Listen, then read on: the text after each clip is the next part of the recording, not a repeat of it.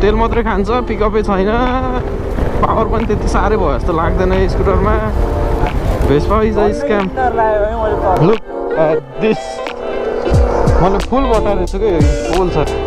3-3.5 लाख हालेर स्कुटर किन्यो अनि यस्तो छ हालत। जोतको छ क्या यो स्कुटर त, जोतको हो क्या।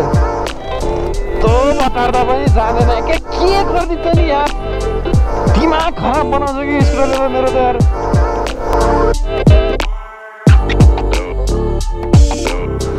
16-17 कति हो, जनवरीको 10तिर काठमाडौँ गएको। 10बाट 20सम्म बसेँ, लगभग त्यति नै जति बसेँ होला। 10बाट भन्दा 14बाट 22 यस्तै कतिसम्म बसेँ, 1 हप्ता 8 दिन जस्तो। तर एडिटिङहरू गर्न त गरेको थिएँ, अपलोडहरू गरेको छैन, बिचमा के भयो।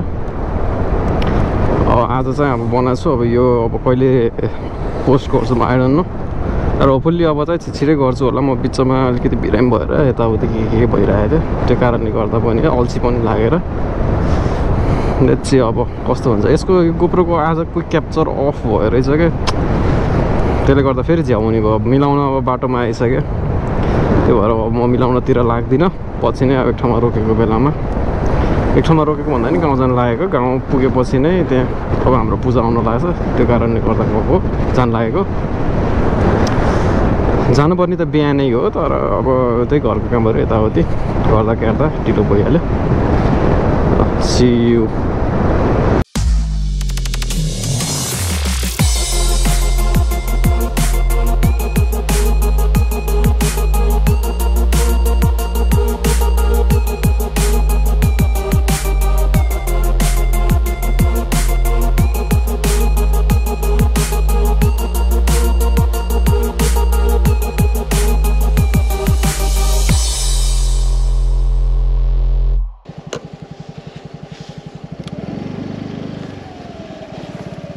सो यो पुरानो भनेको चाहिँ this was the place I grew up सानोमा। अर्को त भर्काइसक्यो, बाँकी रहेको यही मात्रै हो, यही स्ट्रक्चर मात्रै। किचन एरिया, मोपिङबाट लडेको यहाँ, सूर्योदय खस्नु भएको त्यहाँ, अस्ति पूजा गरेको यहाँ, त्यहाँ तल। सो यहाँ अस्ति नै पनि मैले खिचेको थिएँ। हामी अब मन्दिर चाहिँ यहाँ तल हो। Let's get going. तल के भन्छ हेरौँ। तर पूजा भइरहेको रहेछ।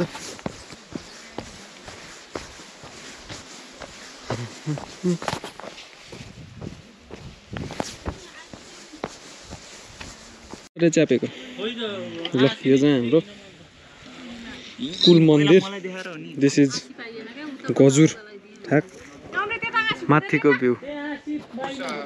लिङ्गा युनिक छेत्री यार, अमृत छेत्री यार, त्यहाँ रोटी हाल्नु भएको छ।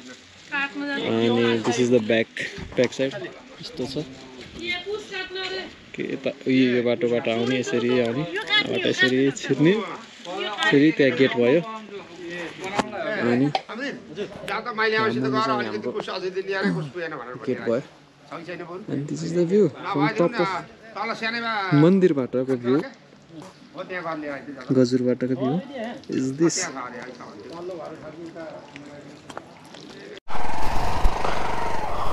हामी चाहिँ यहाँबाट अब जान लागेको। आजको दिन त्यस्तै भयो।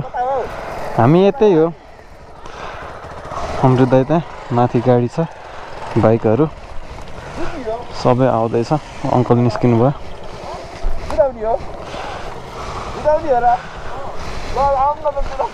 ल माथिबाट म मम्मीलाई उ गर्छु अनि जानुपर्छ। एकछिन लाइट बाल्नु न। मेरो त जुनगिरी हो क्या।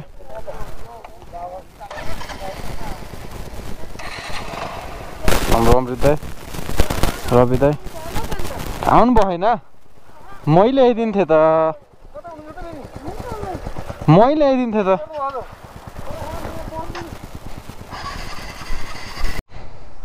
आज चाहिँ द डे हेज अराइभ्ड।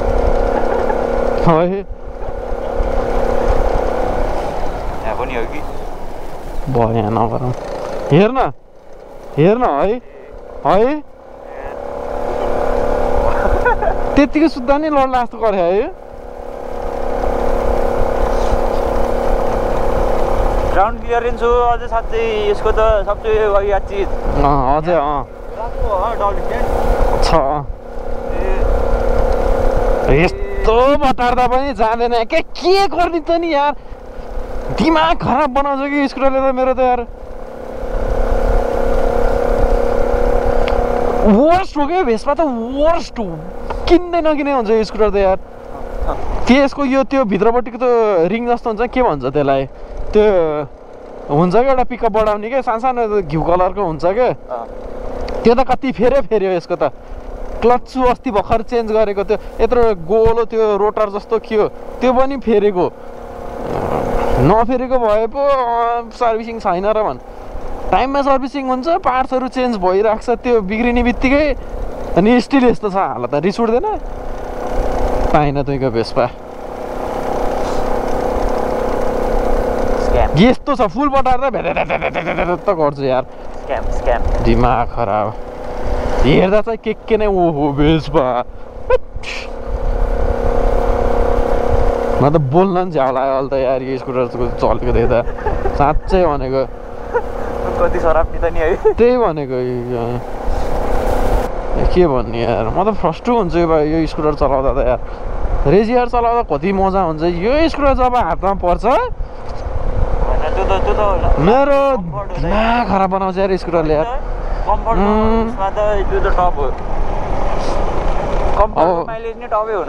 अब यो भिडियो हेरेर अब ओपिनियन दिनेहरूले ओपिनियन दिन पायो है कमेन्टमा ढुङ्गा हो कमेन्ट दिन पायो अब कसको छ भेस्पा लेख्न पायो है यु क्यान सेयर भेस्पा भनेको चाहिँ स्क्याम स्कुटर यो किन्नु भन्दा यत्रो अब यत्तिकोमा फेरि कुदिरहेको अब सिधा बाटोमा चाहिँ यत्तिकै गइरह टर्कै छैन क्या स्कुटरको यार टर्क भन्नुपर्दा खै 8.93 एमएम कि कति छ यसको त्यतिले त तान्नु पर्ने होइन र अनि त्यो उहरूको कति नै हो र रेजिआरको या त ए प्लस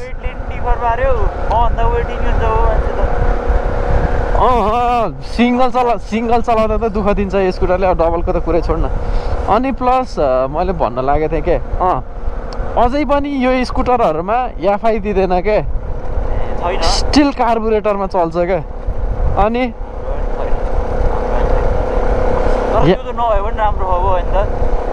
डियो भनेको त त्यो त बवाल स्कुटर हो क्या डियो त त्यो 110 सीसीको होइन तिमीहरूको 125 होइन त 100 त्यो स्कुटरले पनि यहाँ भनि तान्छ अनि अहिले त झन् 150 अहिलेको कति हो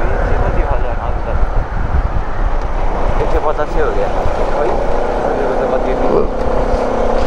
मलाई पुग्यो ल राङरुङ आइयो राङरुङ भनेको चाहिँ नेवार गाउँ बन्दीपुर जस्तै हो बन्दीपुर त यही त हो सेम बन्दीपुरै हो ओ शुभ विवाह चलिरहेको रहेछ विवाह यसलाई पनि हल्का रेनोभेट गरेर यहाँ राम्रो क्याफेहरू खोल्ने भने यो ठाउँ खतरा हुन्छ बन्दीपुरमा यही त हो भएको ढुङ्गा छ यहाँ साइडमा क्याफेहरू त हो भएको अनि त्यस्तै गर्दा घरहरू पनि राम्रो अनि अरू के नै छ र अब डाँडामा छ बन्दीपुर भन्ने मान्छेहरूको लागि I will so you something त्यसो भए क्रिटिसिजम गर्ने मान्छेहरूको लागि चाहिँ यता यस्तो छ यहाँबाट बिहानै हेर्ने भने मानुङकोटबाट जुन देखिन्छ त्यो सबै देखिन्छ अहिले यतिखेर चाहिँ मौसमले प्रतिक्षालय ऊ त्यहाँ छ के छैन यहाँ ऊ प्रतिक्षालय किन छैन यहाँ अहिले त बादल उठिसकेछ मानुङकोटबाट देख्ने यहीँबाट देखिन्छ सो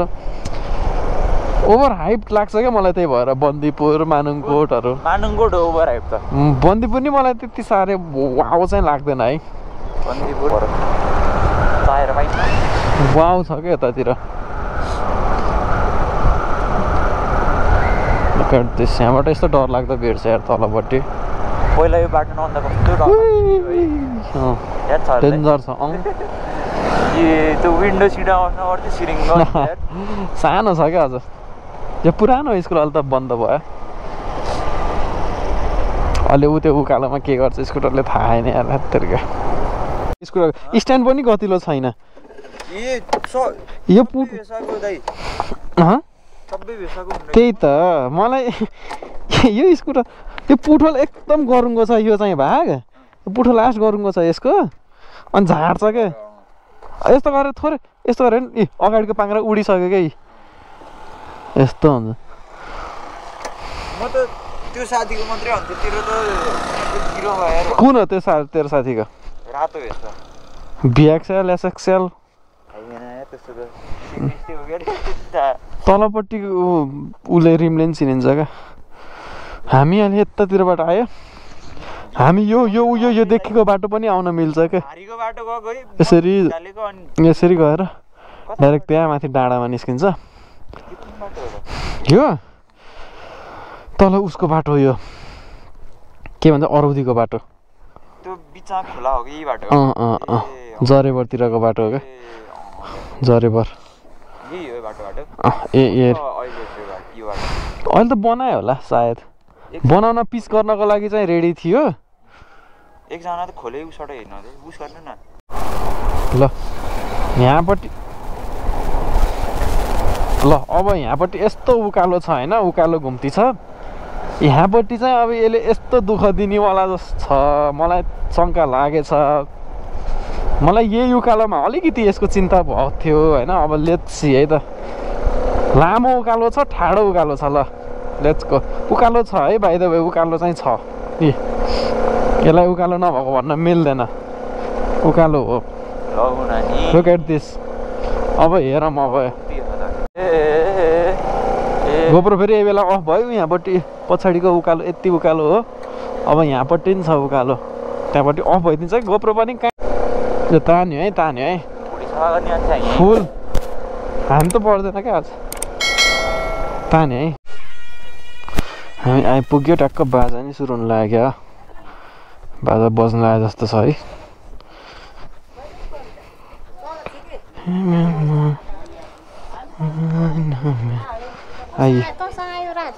मसँग